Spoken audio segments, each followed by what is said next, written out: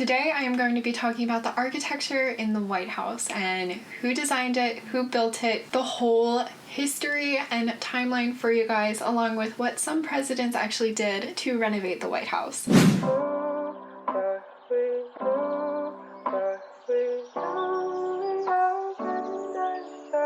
Hey guys, it's your girl Nat here, and I am back with another building analysis video. Today I am going to be talking about the architecture in the White House. I want to make a quick disclaimer, this is nothing political. It is actually August 31st. You can see that. But it is only August 31st. November 3rd is a long way away. Please do not spam the comments with your own political beliefs. I just hope to share some architectural knowledge with you guys. But please, please, please do your civic duty and go vote today. Your vote matters. You matter in this election. We are living in history, but this 2020 presidential election will definitely go down in history. So please do your civic duty, go vote, and yeah, we'll get right into it. The White House is a worldwide symbol of the American Republic. The house itself reflects this nation's own history, and the White House has undergone generations of renovations and additions. But let's start from the beginning. The White House design is not as straightforward as it may seem. The site itself was selected by none other than George Washington in 1791. In 1791, the city planner, Pierre Charles L'Enfant, laid out the unique city plan for Washington, D.C. In his plan, he created a magnificent personal palace for the president, 5 times greater than the White House's current size. Unfortunately, L'Enfant was dismissed for insubordination by Washington. Then, in 1792, architect James Hoban won a design competition for the White House. Construction took 8 long years, and the construction team was mainly enslaved and freed African Americans and European immigrants. It was President John Adams and his wife Abigail who moved into the unfinished president's house in 1800. The build cost was $242,372. In the year 2020, given the inflation percentage, the base structure of the White House is around $4.9 million. During Thomas Jefferson's presidency, he added water closets and bookending terrace pavilions designed by architect Benjamin Latrobe. During the War of 1812, the house was torched by the British and it burned in 1814. However, a lot of the carved ornamentation was salvaged and repurposed in the new house. Hoban rebuilt it in 1817. The President James Monroe moved into the White House in 1817. The well-known South Portico was constructed in 1824. The North Portico was then added 5 years later during the Jackson administration.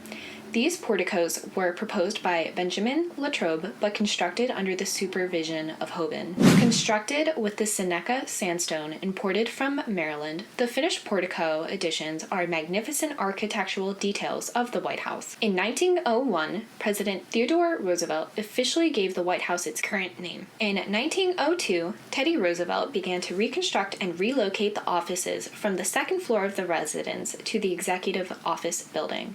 This wing is commonly referred to as the West Wing. Architectural firm McKim, Mead & White was behind this project.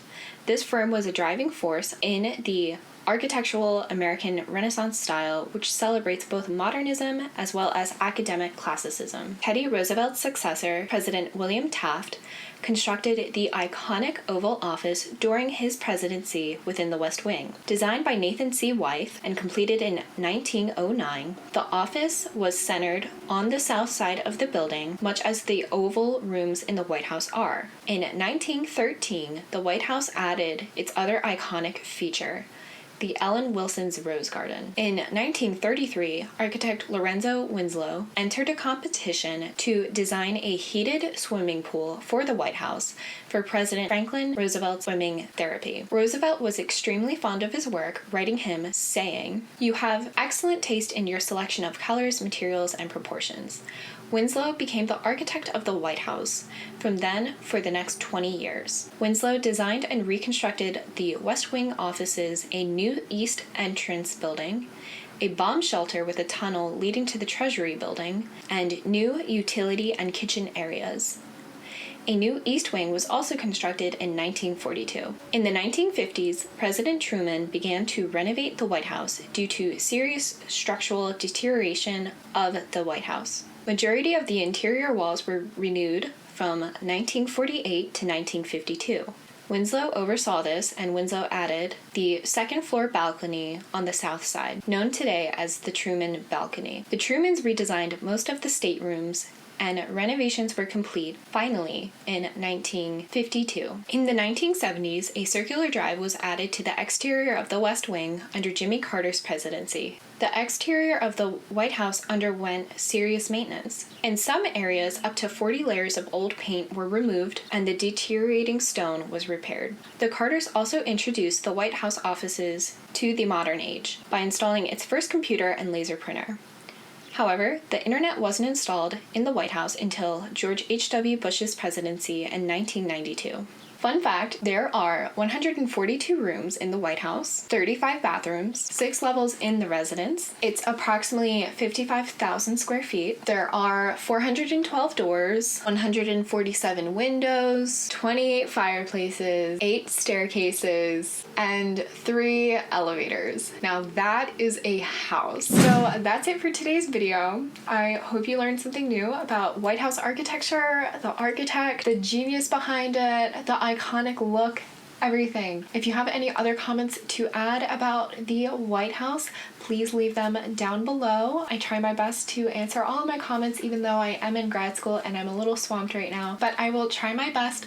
Consider supporting my Patreon. All these videos are completely free and I do funnel a lot of time, and I just want to share the world of architecture with you all. And also please consider subscribing, something completely free for you to do and just shows love and support. So far I've received a tremendous amount of support, and I'm just so blessed and so grateful that we now have a small community of architecture enthusiasts, and I can't wait to keep growing with you guys. As always, I link my sources down below along with the video footage I use. There is no copyright infringement intended. I am just trying to educate the architectural beauty of the White House. And I hope to see you in the next video.